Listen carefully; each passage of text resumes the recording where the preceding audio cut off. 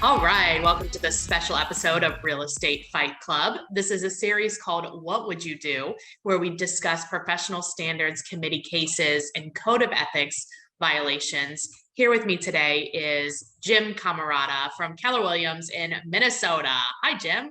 Hello, Jennifer. How you doing today? I'm great. How are you today? All righty. Living the dream. That's good. In snow, Minnesota. What did you call it? Minnesota. Minnesota. Yeah. I was thinking today- Snowmageddon. Yeah, Snowmageddon. No, actually, I'm broadcasting live from a little town called Bayfield, Wisconsin, which is up on Okay. Lake Superior. It still So- sounds like there's a lot of snow there. Was it 3 Thanksgivings ago? We had like over 3 feet of snow. We were housebound. We were housebound for 3 days. That sounds terrible. Thank goodness we had plenty of Vodka? liquid beverages Yeah. and food. That's good. Well, what is our case today? How are we getting in trouble? Oh, it's kind of interesting and perhaps a little bit more controversial than some of the others. Good. I So like it. here's a real estate agent who is contacted by a buyer. The buyer wants to see some properties in this particular area. Okay. And so he shows them the 2 that are available. And as he's showing, the buyer says, "Oh, gee, what's going on over there? It looks like some sort of construction. Is it going to be residential? Is it going to be commercial? What's going on?" And the Uh-oh. agent said, "I really don't know. I believe it might be one of those new attractive shopping centers, but I'm not sure." Okay. So that seemed to be enough for the buyer to say, "Okay," and proceed and buy the house. So, well, you know what happens. It's not going to be that. So the buyer finds out after they've closed and moved in that it's not going to be a shopping center. No, it's going to be some going to like be- commercial, industrial something, I imagine. Bingo. It's a bottling plant. Oh my God. Now, it wouldn't be Why so are bad they if building a Jim bottling Beam plant? or bourbon or something, vodka, but no, it's a bottling plant that whole area was zoned industrial. So filed a complaint that unethical conduct for failing to disclose a pertinent fact. So it goes before the hearing panel, and you want to take your break now, your commercial break, Yeah. then we'll come back to it. Yeah. I have questions. So, okay. Oh, I know you I'll- will. You always do. Always, always, always. So let me tell you about 2 of our favorite partners. The first one is my favorite marketing tool right now. It has generated so many leads for us, and that is Pipeline Pro Tools. And what they are just like a marketing search engine. So all you have to do is go to pipelineprotools.com/fight club, request a demo, and they will show you for free how to like the ads that we're placing. They'll give you that for free. They'll show you how many ads you need to place in order to get the listings and the buyers and the deals that you want. So pipelineprotools.com/fight club. The other one is Monica Weakley herself. She has a company, because we all know that part of marketing is posting on social media. So Ghost Poster is her company, and she will send you every day, Monday through Friday, something to post on your social media. And it's Ghost Poster, GHOSTPOSTR,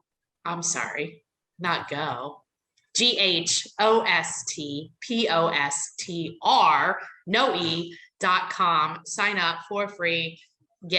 Start getting your social media going. All right, Jim, questions. Yes, ma'am. Can you read me the code of ethics? Article 2, and it goes down to 2.1, 2.2, 2.3, 2.4, 2.5. But Article 2 says realtors shall avoid exaggeration, misrepresentation, or concealment of pertinent facts relating to the property or the transaction. So it's very broad in its statement. Factors defined as non-material by law or regulation, or which are expressly referenced in law or regulation as not being subject to disclosure, are considered not pertinent or for purposes of Article 2. And then there's another one. Parties or realtors shall not be parties to the naming of a false consideration in any document unless it is the naming of an obviously nominal consideration. The realtor shall only be obligated to discover and disclose adverse factors reasonably apparent to someone with expertise in those areas required by their real estate licensing authority. Article 2 does not impose the realtor the obligation of expertise in other professional or technical disciplines. So in other words, we don't give legal advice, we don't give tax advice, we don't interpret title insurance policies and things like that. But this buyer said you were unethical. You didn't disclose the correct information. Did the buyer agree that the agent said, I don't know? That was part of the agent's defense. I answered honestly, I don't know. He overextended his answer. Bingo. That was now it's like, but is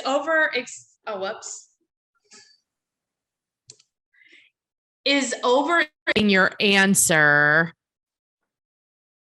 a violation? He went on, he did not have the correct information, ventured to guess, because he had heard that there were other shopping centers coming into the area and other commercial development, but he didn't know. He should have stuck with, I don't know. If I were asked that question, I would have said basically the same thing. I don't know. I've heard different stories. Do you want all the proper authorities in the community, or would you like me to make a couple of phone calls? I would not have said, oh, I think it's such and such or such and such. That's what really got him into trouble. Here's the thing though about, yes, I agree. I think he should have said, I don't know. He should have also then just asked a question like, if it's something like specific, would that make you not buy this property? Like, is this a pertinent fact, basically, right? Because sometimes people ask questions, but they don't really want to know the answer. And so then you're off running around doing all this work for something you really didn't give a shit about. You know what I mean? So yeah. Well, I had a question yesterday from one of my agents, and he said, is cigarette smoke in a house a pertinent fact? I said, well, was it obvious when you walked in? Right. Well, but people are losing their smell too with COVID and stuff. So it's like, well, I should have been disclosed before I wasted the time to drive there and show it, to my client and waste their time. I said, well, here's what you may want to do. You may want to contact the listing agent and say, here's some feedback for you. If I may, I'd like to suggest maybe putting some remarks in the agent's remark section of our MLS and say that there is a rather strong smell of cigarettes. Right. There's a smoker in there or something like that. Or at least make the phone call. This is why we should call the agents before they show our listings to like explain some things and like also ask questions about their buyer. Yeah. But also you had mentioned like, okay, if you're going to ask the question to the potential buyer, asking them if they want you to get the information or if they want to get it. And I am going to fight you, Jim, on this. I know. And here's, how do you know you're going to say that? I don't, I just assume because I know you so well. We had our errors and omissions insurance attorney give a little chat the other day at our office, and he says, the 5 things that you need to do to stay out of trouble. And he just drove home the point, and I've had this driven home by other attorneys in my past. It is the responsibility of the parties to discover. Exactly. So the buyer to discover that information. Because you run into the same problem, right? So like you get a hold of somebody at the whatever, the zoning or the permit department or whatever. And they're like, oh, it's a whatever, right? Well, and then it resells to somebody, then a new permit happens. And now you've told the buyer that that's what they told you, but you've also said it. So if this guy's in violation, so are you. Yeah, what I would have done is I would have gotten the name and the phone number and say, call them because I don't want anything lost in the translation. Exactly. And that way Here's you the can ask all source. your questions. Yeah, but in this particular case, This one's hard. I'm like panel- 50-50. I I feel like know. That's why I picked it. I feel like technically he did violate it unless he's like so close to not violating it unless the buyer acknowledged that he said he did not know. He acknowledged that his response was, I don't know, but he had proceeded to respond with false information. Therefore, the panel found him in violation of Article 2. This is a real slippery slope of do I or don't I? Don't. And give them the information. That's why on my website, I've got all sorts of links to the police department, to zoning, to schools. Don't take my word for it. And what's important to you may not be important to me or whatever. So you ask the questions and you get the answers directly from the authority. Agreed. So, yeah, I thought you'd like this one. What was his, does it tell you what happened to him? No, he was just found in violation. They don't go into any of the. That sucks because that's so easy to do. To be like, I don't know, but I know that there's like shopping centers over there. Maybe that's what it is. I don't know. Do you know what I mean? Like that's a violation. But like, it's so off the cuff, like random. Mm-hmm. We want rule number 1, according to our insurance attorney rule number 1 is be friendly, but don't be stupid. We want to always help. That's our nature. Yeah. But don't be stupid. Don't say things you don't know. I think this is actually like a really good like thing in life, right? Mm-hmm. Like if you don't know, just be like, I don't know. Let's find out. Or ask another question. Like, why are you asking? Or is it important to you? Or like, what is it? Why'd you ask that question? Like, you know what I mean? What do you want to know about that? Because it's never even often the first question they ask. It's usually like the second or third. Mm-hmm. So he probably would have said like, no, I don't really care. Like, it's fine. And then, I don't know. Yeah. Well, I had a sale fall through not too long ago. A week after the home inspection, which everything was okay, the listing agent came back to me and says, oh, by the way, the seller just found out that they're widening the highway in front of the house from 2 lanes to 4 lanes. That's a big. I won't repeat what my response was. I just say I call on that. Yeah. I called the county and I said, when did you first send out the notification letters? Oh, July of 2020. Yeah, they didn't just like randomly decide. The seller knew. Shame on the seller.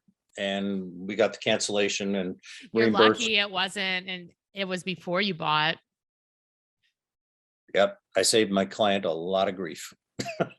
She would have lost half her front yard. Yeah, that's terrible. But the good news is I found her something else and she loves it and everything's Jake. Beautiful. Great.